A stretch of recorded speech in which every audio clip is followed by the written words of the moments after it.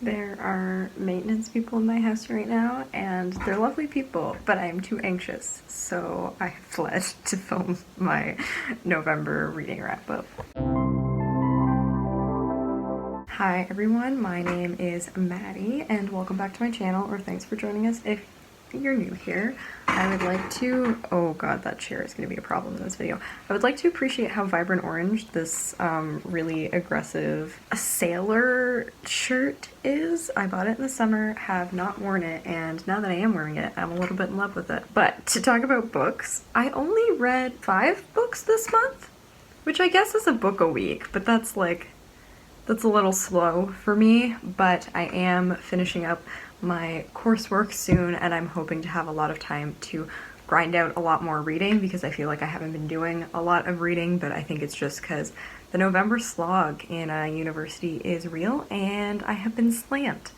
It's been very difficult to find time to just be at home, and I've been drawing a lot when I am at home because I haven't had the brain power to read. Without further ado though, we do have quite a few bops this month.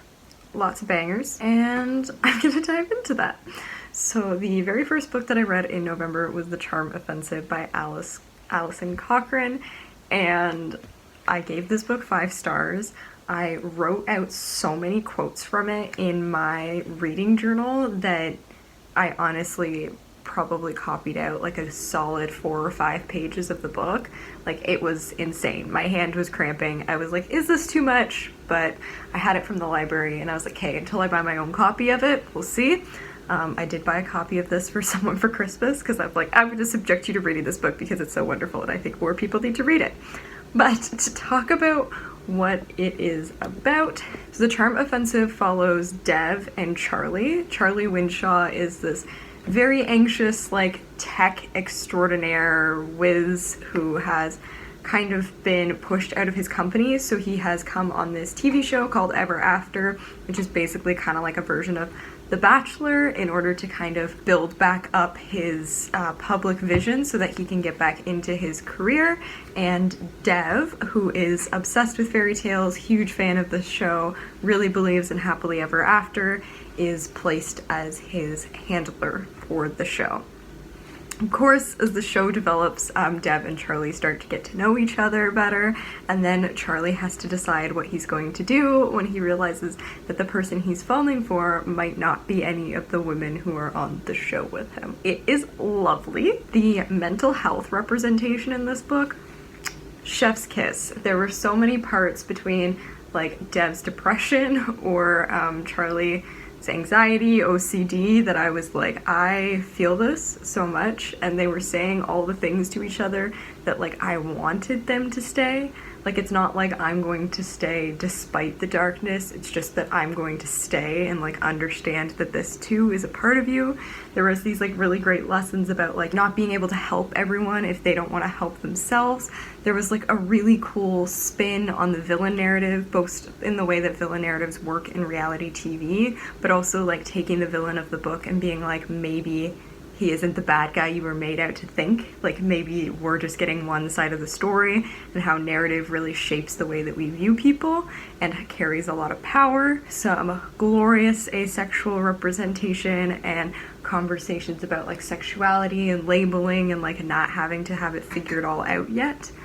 I'm not sure how old they are. I feel like they're in their 20s. If I'm remembering right. They're definitely in their 20s. So there's some good messages, not completely about falling in love later in life, because your 20s aren't really that late, but I do think there's this idea that you're supposed to have it figured all out and have tried everything by that age, and understanding that it's okay to not.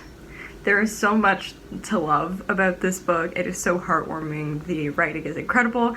I will probably do a full review of it because I know this is one that I want to do a spread for in my reading journal, which I'm hoping to spend the holidays doing just a shit ton of reading journal spreads and review videos, and then be able to send that everyone's way in the new year.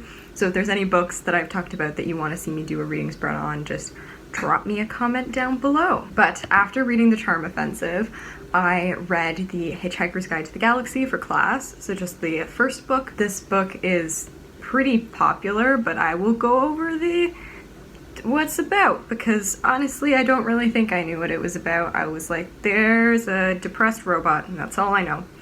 So seconds before Earth blows up, Arthur Dent is rescued by his friend Ford Prefect, who is a researcher on the latest edition of the Hitchhiker's Guide to the Galaxy, which is kind of like a travel guide for aliens, I guess might be the best way to describe it. And he's been posing as an out-of-work actor to collect information on Earth. And together, they're going to end up with all these kind of like wacky characters trying to explore the world and figure out what's going on. That was a very good explanation, but it's kind of a humor book. There's not really like a lot of plot. Like, I guess the plot mostly cycles around Earth and like what Earth is and how it disappeared. Douglas Adams has this really great writing style, which is quite humorous. When I was reading this book, I was trying to find an audiobook of it just because I had some other things that I needed to be doing, and I was like, okay, I want to listen to a bit of it in the background because I was falling behind on my readings. I found someone reading it on YouTube and they kept having to stop because they were laughing so hard, which honestly might have been more entertaining than just the jokes in the books themselves. But I feel like it's a sci-fi classic. I'm not a huge sci-fi person.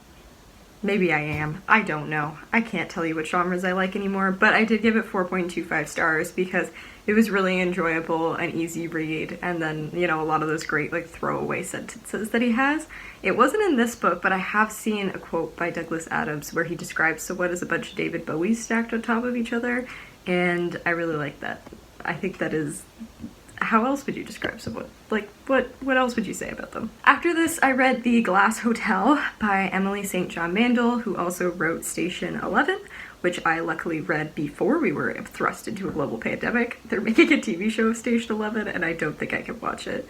Because I remember reading that book on the train, which is also like a very surreal experience in today's world, but just thinking about like how pandemics horrify me, and now I'm living through one. Anyways, so I see here that I only gave it 3.75 stars. I think part of the reason is this story is like a collection of stories. I feel like the central narrative is Jonathan Alkaitis, who is this stocks manager. I don't know how finances work, but he ends up running a Ponzi scheme and kind of all the people that ripple affects and impacts. The main character is probably considered Vincent, who is like acting as his wife, and she's from BC and she worked in this small hotel, the Glass Hotel, which is where the name comes from, and that's where they met.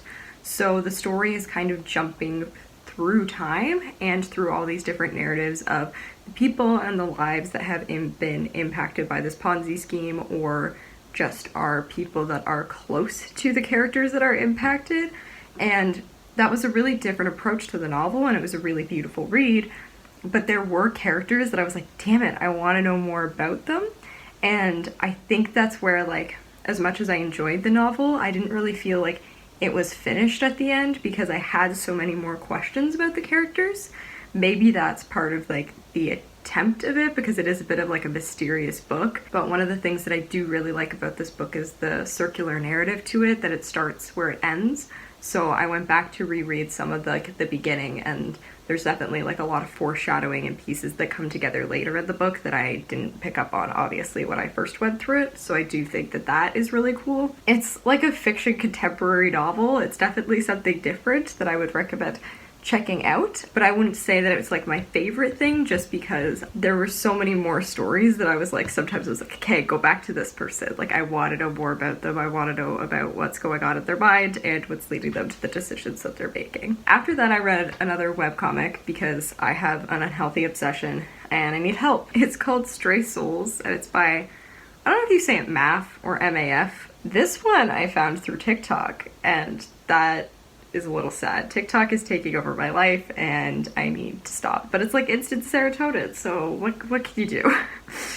So the artist and author of this has a TikTok account, and I saw some of their art and I was like, dope, this is really cool. And then I realized that some of it was from a webcomic and I was like, dope, I would like to read that. It follows Island and her friend as they escape from the school that they're at where they're learning how to string weave. So there's these strings that like bind our souls and can be used to control ourselves and others. Then Island is kidnapped by this Reaper who takes her to the guy that he is working for, and basically she finds out that she's one of the only people that can help them stand up to the Amethyst King, who is the king who has been like controlling the land and kind of being a dick to everyone as kings will be for so many years, and is basically just power hungry monarch who needs to calm down. I feel like that's not a good explanation of it because the world building is so incredible in this that there is so much to talk about, even just like the lore of the Reapers and like what there's like Nert, which comes from, I think it's Reaper's blood and then can be used to like heal people, and then there's reverse Nert, which comes from different people and can be used to heal Reapers,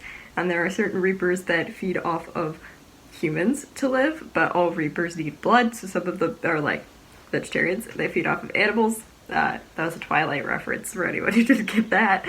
Yeah, just like trying to figure out the past of Eyelid and all of these other super dope characters. They at one point end up in this village. I'm blanking on the names of everything, with these people who are like, they're all designed after birds and have these massive wings, and some of them have lost their wings, so they have really dope wing prosthetics, and it's awesome. It's stellar. We got some great rep in it, and I would highly recommend checking it out. I'm all caught up now, so this is my third webcomic I have that updates on Saturdays. So I just get to pick which ones I think I want to read the first, and sometimes if I know one update's going to be sad, then I'll just read that one first, then go into the happy ones, and it all works out. And then after Stray Souls, I read This Place 150 Years Retold. I don't have it with me right now because it is in my house with the maintenance people. Essentially, it tracks the history of Canada from like 1867 to, I believe the book was released in when Canada was doing its sesquicentennial. I love that word and I have to use it all the time, even though it never comes up in conversation. But anyways, we were doing our sesquicentennial, which would have been 2017.